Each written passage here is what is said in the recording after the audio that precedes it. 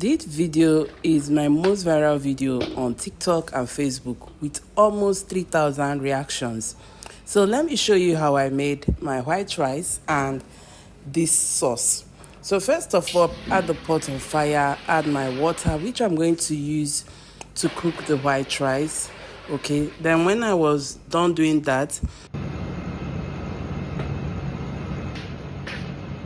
so I'm going to cover it and allow the water to boil.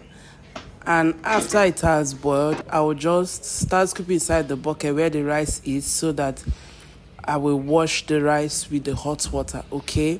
No need to parboil your rice when you want to make any rice dishes. So just use hot water or you can wash it with cold water. Now, after that, I will just add another water and then cover it for it to boil before I now pour in my very well washed rice. When I pour it in, I'm going to add some salt, okay? Why you add salt in the rice is so that the rice will be tasty a bit, and even if you don't have enough stew in your rice, you will still enjoy the rice very well. So after that, I will come back and check to see if the rice is done. Now it needed more little time, and at this point I will just check for it and I flip it, check it very well if the water has dried and the white rice is done. Now it's time for me to make the sauce. I'm going to pour in vegetable oil. I use power oil. You can use any oil of choice, okay? Add your proteins and then fry the proteins for it to release its flavor. You see, this sauce is a sauce that has flavor from beginning to end. So when you have fried the protein a bit, I'm going to pour in the onions to keep building the flavor and then allow the onions to release its aroma. I'm going to add some curry and then some rosemary and stir it for it to cook. Now, as I'm stirring it, this meal is a meal that in fact you have to stir almost all through. I'm going to add my tomatoes, the tomato that I'm using. As the tomato is cooking, I'm scooping in the rice in the cooler so that it doesn't get cold and keep it one side, okay?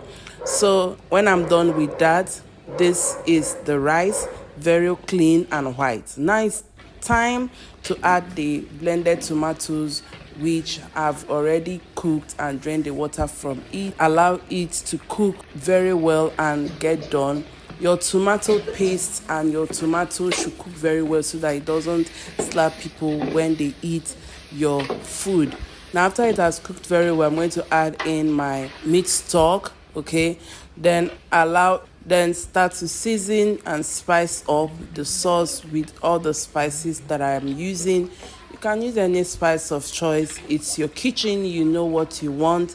So I added Benny, I added my mixed spice, okay, to add flavor, added curry at last again, add some salt, and that's it. Add the water to just release the stew a bit.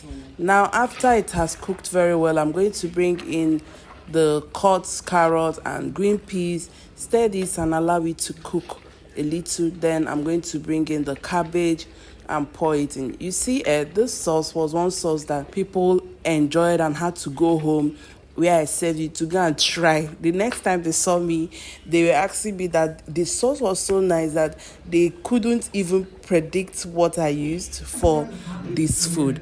And that's for this. Hope you try it out. Bye.